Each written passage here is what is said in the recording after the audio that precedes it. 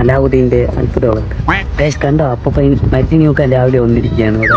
ഗംഗയിൽ നിന്നും ഒരു പ്രത്യേക തരം സൈക്കിക് വൈബ്രേഷന്റെ അനുഭവം എനിക്ക് കിട്ടാൻ തുടങ്ങി.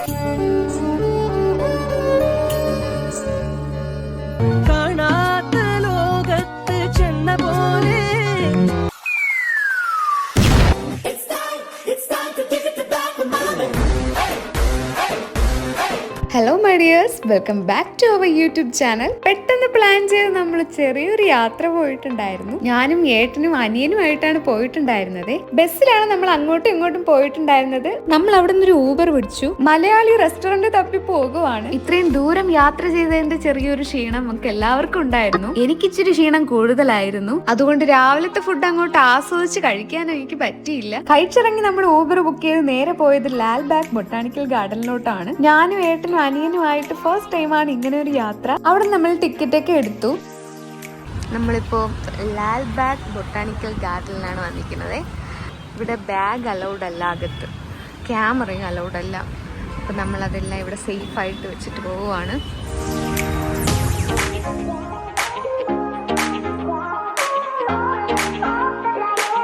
ചേട്ടനിവിടെ ജോലി കിട്ടി ഗായ്സ്. ചേട്ടനിവിടെ കൗണ്ടറിൽ ജോലി കിട്ടി. ബാഗ് വെക്കാൻ നിങ്ങൾ ഒടിഞ്ഞ മരം കണ്ടിട്ടുണ്ടോ? അതേണ്ടേ, ഇതാണ് ഒടിഞ്ഞ മരം. ഒടിഞ്ഞ മരം കാണാൻ നമ്മൾ അങ്ങ് നിങ്ങ് വരെ. അയ്യോ ചത്ത പട്ടി. ഹായ്, നിങ്ങൾക്ക് ഈ അപ്പൂപ്പനെ അറിയാമോ? ഈ അപ്പൂപ്പന്റെ പ്രോപ്പർട്ടിയാണ് ഈ കാണുന്നതല്ല. യദുകുല വെങ്കടേശ്വര രാജശേഖര റെഡ്ഡി. ഈ മാലയൊക്കെ കിടക്കും അപ്പൂപ്പന്.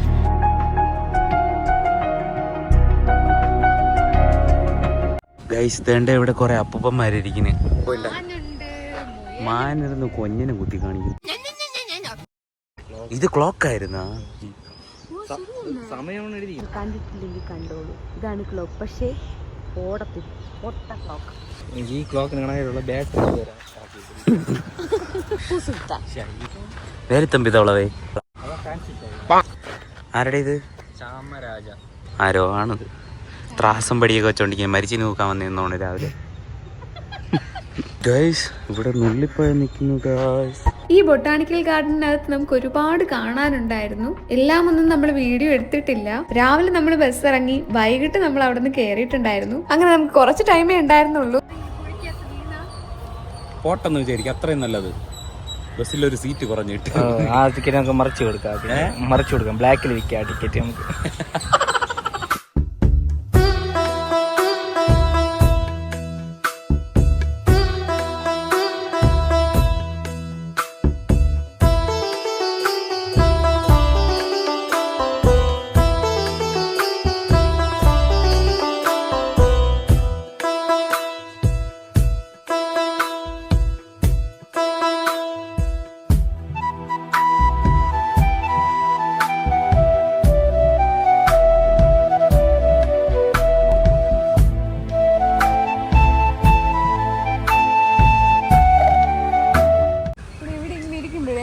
ഈ മോളില് ഈ വള്ളിക്ക് പകരം ഒരു പാമ്പിങ്ങനെ ഇറങ്ങി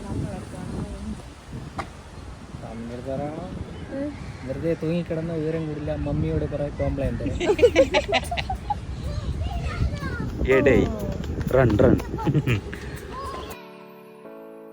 ഈ വരുന്ന ആളിനെ കണ്ടപ്പോൾ എനിക്ക് പെട്ടെന്ന് ആൽബർട്ട് ഐൻസ്റ്റീനെയാണ് ഓർമ്മ വന്നത്. നിങ്ങൾക്ക് എങ്ങനെ തോന്നിയോ? ഞാൻ ഐസ്ക്രീം വേണ്ടാന്ന് വെച്ചിരുന്നതാണ്. പക്ഷേ എന്തോ എനിക്ക് ഇവിടെ വന്ന് ചെറിയൊരു ചൂടൊക്കെ ഉണ്ട് ഇങ്ങനെ നടക്കുമ്പോൾ. അപ്പോൾ എനിക്ക് ഐസ്ക്രീം കുടിക്കാൻ തോന്നുന്നു. ചെമ്പരത്തിയായത്. ഓ കേറിക്കോ ഗൈസ്. പിന്നീട് ഇരട്ടതെൻ്റെ പോകുന്നു. ഇതെൻ്റെ അതേ ഡ്രസ്സ്. നിന്നെ എൻ്റെ ഇടയിൽ പിടിച്ച് ചേർത്തിനാ പോലെ അറിയില്ല. ചെടി നീ ഒരേ കളർ ഗൈസ്. ഈ ചെടിയുടെ ഇടയിൽ ഒരു കുണ്ടളമ്പുഴ ഐസ്ക്രീം കുടിച്ചോണ്ടിരിക്കുന്നു. ബോംബെ മുട്ടായി കടിച്ചു പിടിച്ചോണ്ട് പോകും. പിന്നെ മറ്റേ തോവ ഡാൻസ് കളി.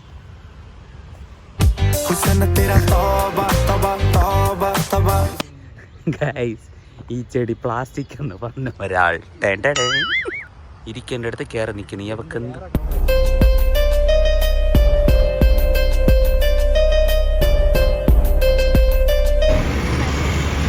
കുങ്കുണ്ട് എന്താ നിൽക്കുന്നു. കുങ്കൊണ്ണം തന്നെ ഇത് കറക്റ്റ്. അവിടുന്ന് നമ്മൾ ഇറങ്ങി ഒരു ഊബർ പിടിച്ച് പോകുവാണ്. പോകുന്ന വഴിക്ക് പ്രകാശ് എന്നൊരു ബോർഡ് കണ്ടതും ചേട്ടൻ വീഡിയോ എടുക്കുക എന്ന് പറഞ്ഞ്. പിന്നെ ചേട്ടൻ പറഞ്ഞു വന്നപ്പോഴാണ് മനസ്സിലായത് ബസ്സിന്റെയൊക്കെ ബോഡി ചെയ്യുന്നത് ഇവിടെയാണ്. പിന്നെ നമ്മൾ നേരെ വന്നത് ജയാനഗർ 4th ബ്ലോക്കിലോട്ടാണ്. ഇവിടെ കടല് പോലെയാണ് കടകൾ ഉണ്ടായിരുന്നത്. നമ്മൾ കേറിയ വഴി കൂടെ അല്ല തിരിച്ചു വന്നത്, കാരണം അത്രമാത്രം ഷോപ്പ് ഇതിനകത്തുണ്ട്. തിരിച്ചു വരാനുള്ള വഴി അറിയാതെ നമ്മൾ വേറെ വഴിയാണ് ഇറങ്ങിയത്. എല്ലാ സാധനങ്ങളും റേറ്റ് കുറവായിരിക്കും, അങ്ങനെ കാണുന്നതെല്ലാം വാങ്ങാന്നും പറഞ്ഞാണ് നമ്മൾ വന്ന് കേറിയത്. പക്ഷെ നമ്മുടെ ഇവിടെയുള്ള റേറ്റ് പോലെ തന്നെയാണ് എനിക്ക് തോന്നിയത്. ഈ ഒരു ചപ്പൽ എനിക്ക് എടുത്തിട്ടുണ്ടായിരുന്നു, പിന്നെ എനിക്കൊരു ടോപ്പും എടുത്തു. എനിക്ക് വേണ്ടി എടുത്ത ടോപ്പ് വീട്ടിൽ വന്നപ്പോഴേക്കും ഞാൻ അമ്മയ്ക്കും എടുത്തിട്ടുണ്ടായിരുന്നു. ഏട്ടനും അനിയനും പാൻസും ടീഷർട്സും ഒക്കെ എടുത്തിട്ടുണ്ടായിരുന്നു. അവിടെ നിന്നിറങ്ങി നമ്മൾ കുറച്ച് ടൈം അവിടെ കൂടെ ഒക്കെ ചുറ്റി നടന്ന് കണ്ടു. രാവിലെ മുതലേ ചെറിയൊരു മഴക്കോളൊക്കെ ഉണ്ടായിരുന്നു. പിന്നെ അങ്ങോട്ട് മഴ തുടങ്ങി. ഊബർ ബുക്ക് ചെയ്യാൻ നേരത്തെ നമ്മൾ കാറ് നോക്കി, പക്ഷെ നമുക്ക് അപ്പൊ കിട്ടിയില്ല. അങ്ങനെ ഓട്ടോയിൽ തന്നെ കയറേണ്ടി വന്നു. ഇതുവരെ നമ്മൾ കയറിയ എല്ലാ ഓട്ടോയിലും സൈഡ് കവർ ഉണ്ടായിരുന്നു, പക്ഷെ മഴ തുടങ്ങിയപ്പോൾ നമ്മൾ കയറിയ ഈ ഓട്ടോയിൽ സൈഡ് കവർ ഇല്ലായിരുന്നു. സത്യം പറഞ്ഞ 2 സൈഡിരുന്ന ചേട്ടനും അനിയനും നനഞ്ഞു കുളിച്ചൊരു പരുവായി. പിന്നെ നമുക്ക് കുറേ ടൈം വീഡിയോ ഒന്നും എടുക്കാൻ പറ്റിയില്ല. 2 ആളും പമ്പിൽ കയറി ഡ്രസ്സൊക്കെ മാറ്റിയിട്ടുണ്ടായിരുന്നേ. ഇപ്പൊ നമ്മൾ നേരെ പോകുന്നത് ഇവിടെയുള്ള ഒരു മാളിലോട്ടാണ്.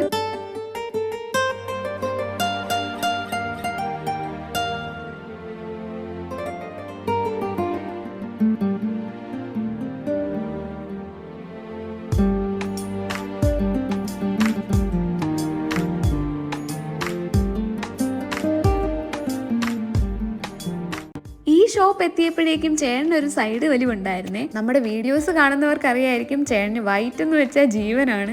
ഇപ്പൊ തന്നെ നോക്കി ഇപ്പോഴും ഒട്ടിക്കുന്നത് വൈറ്റ് ആണ്. ഇവിടെ വന്ന് നിൽക്കുമ്പോൾ തന്നെ ഒരു പ്രത്യേക ഫീൽ ആണല്ലേ എന്നാണ് ചേട്ടൻ അവിടെ നിന്ന് പറയുന്നത്. പിന്നെ നമ്മൾ ഫുഡ് കോർട്ടിൽ പോയി ലൈറ്റ് ആയിട്ടൊന്ന് കഴിച്ചിട്ടുണ്ടായിരുന്നു. നമ്മുടെ ബസ്സിനും ടൈമായി വരുന്നുണ്ടായിരുന്നേ. മോളിൽ നിന്ന് ഇറങ്ങി നമ്മളൊരു ഊബർ പിടിച്ച് ബസ് സ്റ്റോപ്പിലെത്തി. പുഞ്ചിരി ബസ്സാണ് നമ്മൾ ബുക്ക് ചെയ്തിരുന്നത്. നമ്മൾ ഇങ്ങോട്ട് വന്ന ബസ്സിന്റെ പേര് ഞാൻ മെൻഷൻ ചെയ്യുന്നില്ല, വളരെ മോശം എക്സ്പീരിയൻസ് ആയിരുന്നു. ബട്ട് നമ്മുടെ പുഞ്ചിരി ഒരു രക്ഷയില്ല. പുഞ്ചിരിയിൽ എന്റെ ഫസ്റ്റ് ട്രാവൽ ആയിരുന്നു. കയറുമ്പോൾ തന്നെ നമുക്ക് സ്നാക്സ് വിത്ത് വാട്ടർ പ്രൊവൈഡ് ചെയ്യുന്നുണ്ട്. ഫുൾ നീറ്റ് ആൻഡ് ക്ലീൻ ആണ്. ഓരോ പാസഞ്ചേഴ്സിനും ചാർജിങ് ഫെസിലിറ്റീസ് ഉണ്ട്. ഇനി എപ്പോഴേലും ഞാൻ ബാംഗ്ലൂർക്ക് പോകുവാണെങ്കിലും പുഞ്ചിരി തന്നെയായിരിക്കും ചൂസ് ചെയ്യുന്നത്.